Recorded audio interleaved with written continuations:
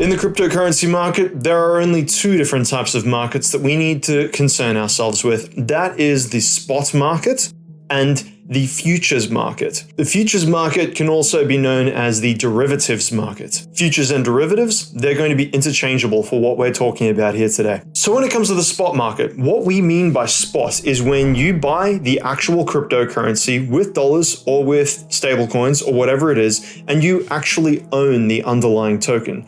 Often, when you go into the market, you'll see that spot markets have something like BTC/USD. This is a spot market. That means that Bitcoin, which is the BTC, which is the numerator, is what you're buying with the denominator, USD. You're buying the BTC with the USD. It's the same for whether you have BTC and USDT, which is stablecoins. You're buying Bitcoin with USDT.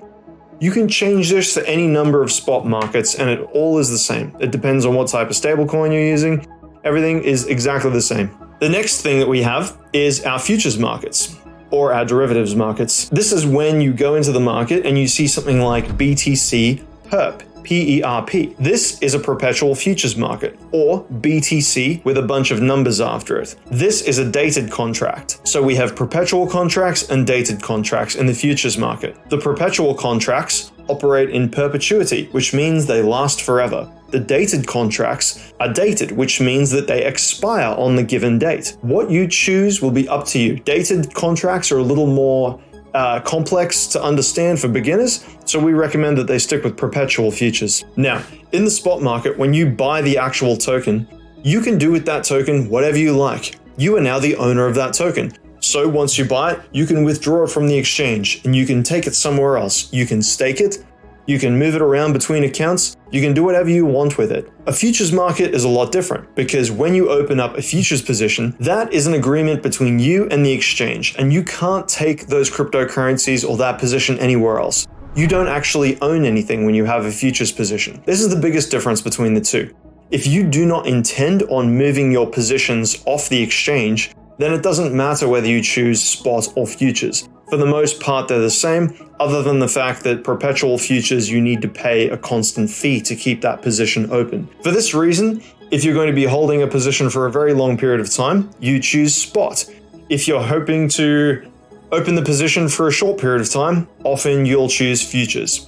Also, when it comes to futures, you get to use leverage. So that is appealing for a lot of people. However, we warn you to stay away from leverage until you completely understand what it is and why you need to use leverage in what circumstances. This is an early lesson for everybody listening. If you use leverage, or if you feel like you know what leverage is, do not use it. You don't know what you're doing. It just serves to kill the most people in the market possible. The only reason why leverage exists is to maximize the fees from the exchange. It's not there to help you. Leverage is not there to help you. It's there to hurt you, okay? So don't use it. Don't use it until you're an absolute professional. At that point, you can do with it what you wish. If you're just starting out, don't touch it. So depending on whether you're using spot or futures, we also use different terminology to tell you what direction we're going in the market. If you open a spot position, which is buying the actual token that you own, we call that buying and then selling. So you buy when it's cheap and then you sell when it's more expensive and you take your profits out. However, when you move into the futures market, things are a little bit different. You go long and you go short. Long and short are not lengths of time or durations in the futures market.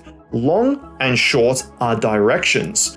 When we say we're longing something, that means that we're betting on the price to increase, just like buying. Buying and longing are interchangeable as terminology. Using futures, you can also bet on the decline of the market. So as it's coming back down again, you can profit from when the market starts to go down. This is called shorting. Shorting is where you sell at the top and then you buy back lower and you make a profit over that period of time. If you don't carefully use your words here, you can have miscommunications with people where you say that you're selling the top, and this could either mean that you have a spot position that you're converting from Bitcoin back into cash, for example, or it could mean that you're betting on the decline of the market. Implicitly, either one of these is true. However, the execution is different, which is the reason why instead of saying selling, we say shorting. And using buy or longing, they're the same thing, but selling and shorting are slightly different, which is the reason why a lot of confusion happens. So if you're in the spot market, you buy and sell. If you're in the futures market, you long and short. Before we wrap up, I want to reiterate the point between perpetual and dated contracts. So with perpetual futures, you have to pay a fee to the exchange in order to keep these positions open. This is called funding. It's like an interest rate that you have to pay to the exchange for the privilege of keeping this position open. Now, if you're using perpetual futures, this is true. However, if you're using dated futures, you do not have to pay funding because the contract expires after a certain period of time. The funding is priced into the actual value of that contract. This all sounds very complicated, but the fundamental point is that when you're using perpetual futures, you're constantly paying a fee, and when you're using dated futures, you do not pay constant funding fees on that position. What we've covered here is the difference between spot and futures, the difference between buying and selling, longing and shorting, and the difference between dated contracts with futures and perpetual contracts with futures. Now that you know the difference between all of these things, you should be able to use the right weapon for the right job when we're making either signal calls or when you need to make a position in your own portfolio. You'll be well informed. If any of these principles do not make sense to you, or you feel like you haven't grasped them fully, please rewatch the video so that your communication is at a high quality when you're in the market. Otherwise, you're going to be making small mistakes, and these can add up over time. So I'll see you in the next video.